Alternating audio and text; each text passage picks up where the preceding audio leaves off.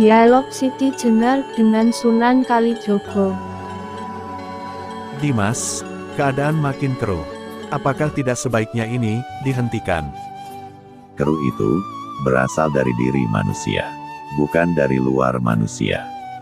Apakah yang membuat diri manusia keruh? Sebab manusia memberi ruang sebesar-besar untuk dirinya, namun tidak untuk pikirannya. Memberi kesempatan seluas-luasnya bagi kepentingannya, namun mempersempit ruang untuk akalnya. Apakah akal dan pikiran tak menarik hati, sehingga tak diberikan ruang itu? Selalu menarik bagi hati, namun tak menarik bagi nafsu. Maka hatinya sepi dan berpenyakit, karena tak pernah mengambil pelajaran. Tazakarun.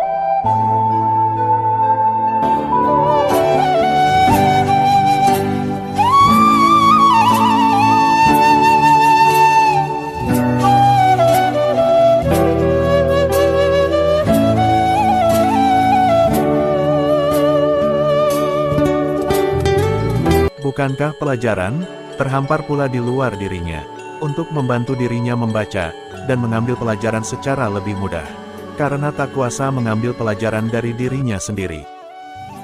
Semua terhampar secara terang-terangan, maupun remang-remang.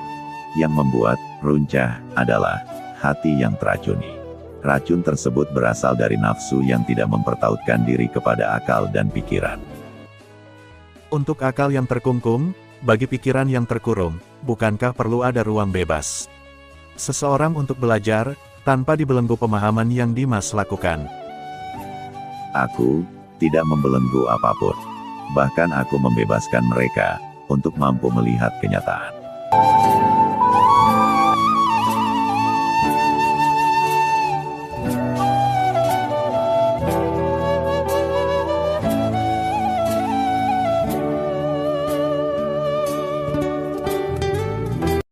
Bagaimana Dimas membebaskan, sedangkan manusia terjebak pada kotak yang tak ia temukan keluasan?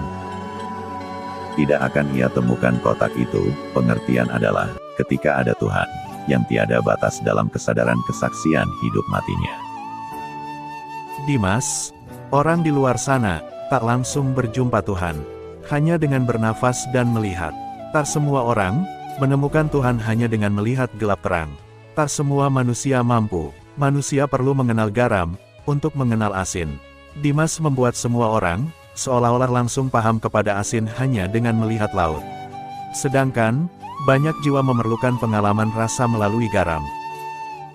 Adalah hal yang wajar, apabila manusia memerlukan tahap mendaki dan terjal.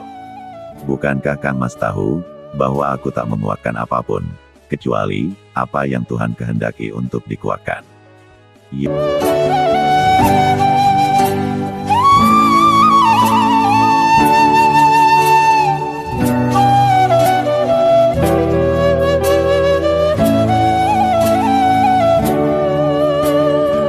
Apakah mungkin itu kehendak Tuhan, dan bagaimana apabila ternyata itu merupakan ujian menahan diri, di mana seharusnya yang kita sangka perlu dikuatkan itu semestinya justru harus tersembunyi?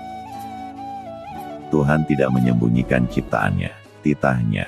Tuhan tidak menyembunyikan langit, manusia, semesta, yang merupakan tajalinya. Manusia yang sering menyembunyikan Tuhan, karena menghambat pelampiasan dan pemuasan semu dan sesaat. Tapi, Tuhan tetap membuat aurat, yang tak untuk diumbar, akan tetapi justru harus ditutupi. Itulah, makna dari kemurahan. Menurut Kang Mas, aurat apa, yang tengah aku umbar?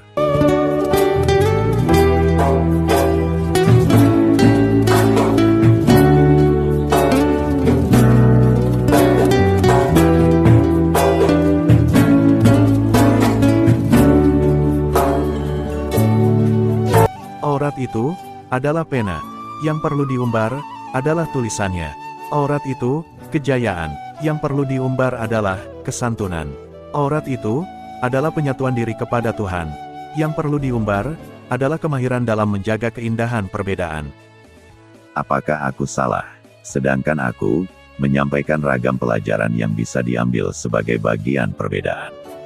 Lantas mengapa aku harus sama, sedangkan aku Tak lagi merasa perbedaan itu harus dipaksa untuk sama. Aurat itu adalah keteguhan tauhid. Yang perlu diumbar adalah pengabdian. Aurat itu adalah aku. Yang perlu diumbar adalah ketiadaan. Aurat itu adalah Allah. Yang perlu dipertontonkan adalah insan yang berakhlak mulia.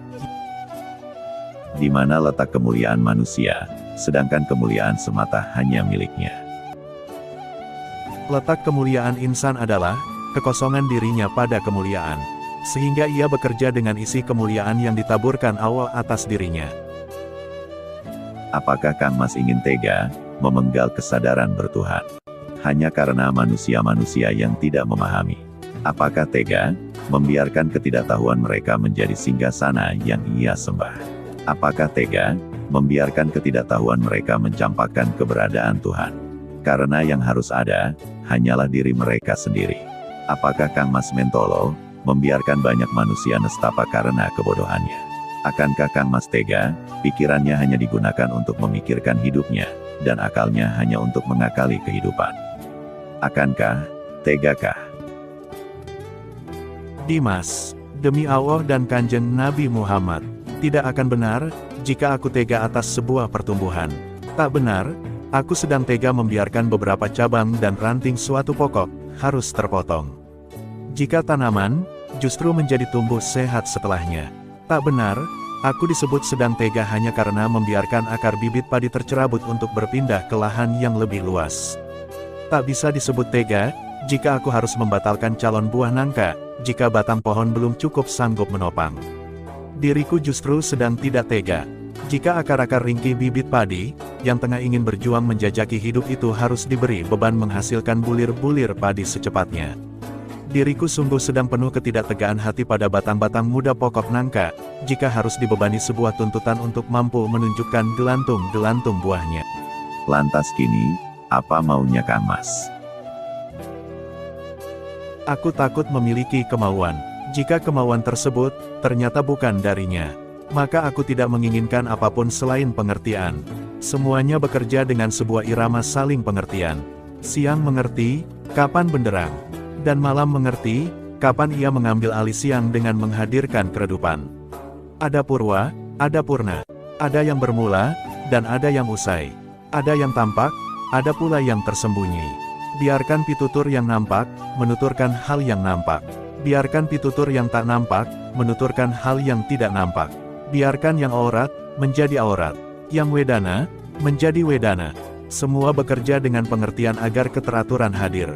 Sehingga keteraturan itu, kemudian mendorong hati dan akal manusia untuk mengenal. Siapa maha mengatur dan menaungi kehidupan dengan begitu teratur ini? Pengertian, hanya bisa ditempuh oleh pihak yang mengerti. Maka, jika pihak yang mengerti tak menjalankan pengertian, bagaimana ia bisa disebut sedang mempersaksikan Tuhan, sedang Tuhan terhalangi oleh makhluknya sendiri? Monggo Kang Mas, aku rela. Mari kita lakukan bersama. Yo.